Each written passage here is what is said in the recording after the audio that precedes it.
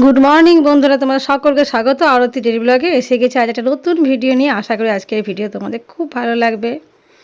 তো চলো, আজকে সকাল সকাল দিদি আর জায়াবু হাজির হয়ে গেছে। ওদের বলেই দিয়েছিলাম যে একটু তাড়াতাড়ি করে বাসে উঠবি, তাড়াতাড়ি পৌঁছে যাবি। তো আমি এখন যেহেতু বৃষ্টি বর্ষার দিন, ওই জন্য টোটো পাঠিয়ে দিয়েছিলাম, সাথে করে ছেলেকে দিয়েছিলাম যে নিয়ে আসবি যা। তো চলো, ওরা তো এসে গেছে। দিদিকে আমি একটু ঘুরে ঘুরে আমার ছাদ বাগানটা দেখাচ্ছি। ও এগুলো ভীষণ ভালোবাসে, ওদের বাড়িতেও টুকটাক ফুলের গাছ আছে। তো বললাম চল আমার কালেকশানগুলো দেখবি চো। তো এটা কামাখ্যা জবা, লক্ষ্মী জবা, এগুলো সব ওদেরকে দেখালাম। আর এবার আমি যাব পুজো করতে। তো ভালোই হয়েছে এসেছে, ও তো রান্নার দিকটা দেখে নেবে, আর আমার চিন্তা নেই। আমার যে দিদিরা আসুক না কেন, ওরা রান্নার দিকটা সামলে নেয়। তো আমি এখন যাব পুজো করতে। আর দেখো, হাজারি গোলাপের গাছ অনেকগুলো লাগিয়েছিলাম। আর এই হচ্ছে ড্রাগন, এটা আমার ভীষণই প্রিয়। তো যখন ড্রাগন গাছটা কিনি তখন আমি জিজ্ঞেস করেছিলাম ফল কতদিনে পাবো।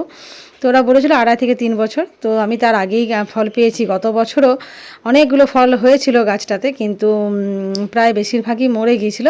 3টে মাত্র ফল ঠিকঠাক হারে হয়েছিল। তো এবারে একটাই ফল ধরেছে। তো দেখা যাক গাছটায় ফলটা থাকে কি মরে যায়। তো যেভাবে কুড়িটা মানে বড় হয়ে এসছে, ফুলটা বড় হয়ে আসছে, তাতে করে মনে হচ্ছে যে এটা থাকবে। আর দেখো এত গাছ আছে না, যেন কত বড় একটা পোকা।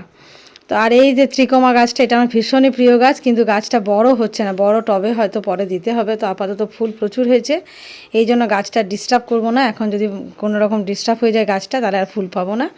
তো ফুল যখন ফুটছে ফুটুক। আর গোলাপি জবার ডালগুলো দেখতে পাচ্ছ, এটা আমাদের পাশের বাড়ি থেকে তুলে মানে ডাল কেটে নিয়ে এসেছিলাম। ওরা গাছটা ছাঁটাই করছিল। তো সেটা কিন্তু গাছটা ডালগুলো লাগাবার পরেই কিন্তু আমি ফুলগুলো পেয়েছি। যেহেতু পুরনো গাছের ডাল যদি তুমি লাগাও, জবা গাছ বলো বা যে কোনো গাছ, তাতে তুমি ফুলটা তাড়াতাড়ি পাবে। তো এই গাছগুলো, আর এটা আমার কেনা গাছ। এই যে কমলা রঙের যে জবাটা ধরেছে, এটা আমি নার্সারি থেকে কিনে নিয়ে এসেছিলাম। আর এই যে যে মানে কী বলে এটাকে, গোলাপি রঙের যেটা বেশ বড় সাইজের যে জবাটা হয়, এটাও আমার পাশের বাড়ি কাকুর কাছ থেকে ডালটা কেটে নিয়ে এসেছিলাম। ডাল কাটা থেকে হয়েছে। তো জবা গাছে ডাল কাটলেও কিন্তু বেশ সুন্দর ফুল পাওয়া যায়। কিছু আমার কেনা, কিছু হচ্ছে ডাল কেটে কালেকশন করা।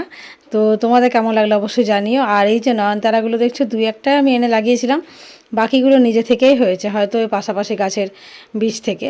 তো যাই হোক, আমি আর যে অ্যাডেনিয়ামের শখ আমার অনেক দিনের। 2টো অ্যাডেনিয়াম গাছ লাগিয়েছি, দুটোতেই প্রচুর পরিমাণে ফুল ফুটছে।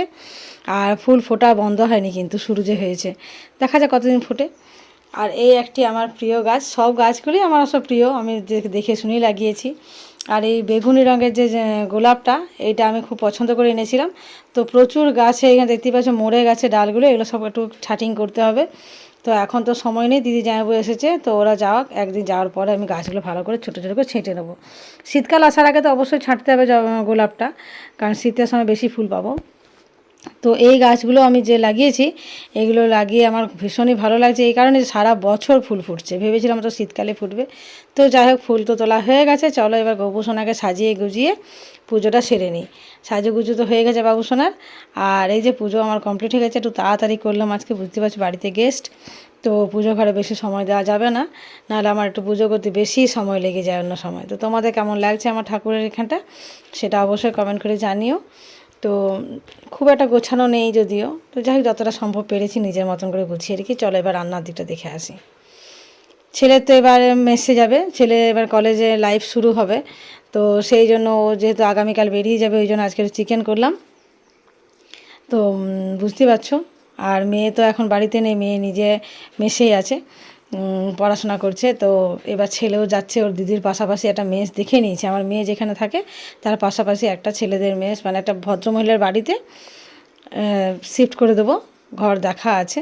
তো গত একবার গেছিলাম কদিন আগে, ঘর দেখে সেই ভিডিওগুলো তোমার সাথে আর শেয়ার করলাম না।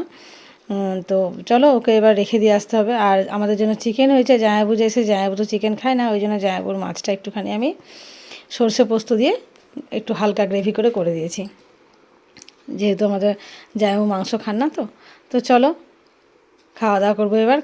তো খাওয়া দাওয়া করার পরে বিকেলবেলা এসেছি ফোন কিনতে, কেননা ছেলের ফোনটা হঠাৎ করে গেল খারাপ হয়ে। যেহেতু মেস যাবে, কলেজে সমস্ত কিছু ডকুমেন্টস এবার ওর ফোনেই থাকবে। তো সেই জন্য ফোনটা তো ভীষণই জরুরি। ডিসপ্লেটা গেল খারাপ হয়ে।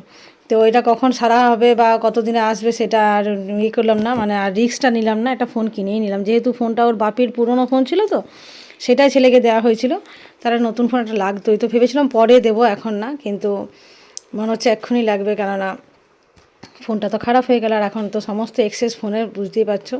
তো যাই হোক চলো, ফোনটা আমি নিয়ে নিয়েছি আমাদের ঝিলিমিলিরই একটি বেশ ভালো দোকান থেকে, পরিচিত দোকান থেকে। তো ফোন পছন্দ হয়ে গেছে, নেবার বাড়ি যাবো। কেমন লাগলো জানিও, সাবস্ক্রাইব করে রেখো।